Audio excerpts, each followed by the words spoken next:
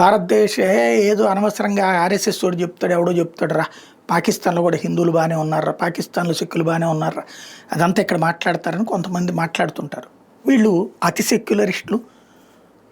ఇప్పుడు చిన్న ఎగ్జాంపుల్, వీళ్ళు పాకిస్తాన్ వెళ్ళి ఆ ప్రాంతాలు తిరిగి రమ్మనండి. ఇది సింపుల్ లాజిక్ ఎట్లా ఉంటుందండి. ఇప్పుడు మనం ఎప్పుడో చిన్నప్పుడు ఏ పల్లెటూరు నుంచినో వచ్చి ఉంటాం, ఇక్కడ తిరుగుతున్నాం, మళ్ళీ మనం చూసుకోవాలన్నప్పుడు అక్కడికి వెళ్తాం కదా, అప్పుడు ఒకసారి ఆ జ్ఞాపకాలు గుర్తు చేసుకుంటాం కదా, గుర్తుకొస్తున్నాయి పాటలు పాడుకుంటాం కదా. ఇప్పుడున్నటువంటి ఇలాంటి వ్యాఖ్యలు మాట్లాడే వాళ్ళందరినీ పాకిస్తాన్కి వెళ్ళమనండి, పాకిస్తాన్లో ఉన్నటువంటి హిందువుల ప్రాంతాలకు వెళ్ళమనండి, సిక్కుల ప్రాంతాలకు వెళ్ళమనండి.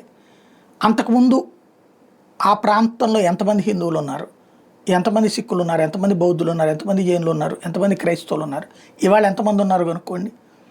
వాళ్ళలో ఉద్యోగాలు ఏమొస్తున్నాయో కనుక్కోండి, ప్రభుత్వ ఉద్యోగాలు వీళ్ళకున్న ప్రయారిటీ ఏంటో కనుక్కోండి. సింపుల్ లాజిక్ అనమాట.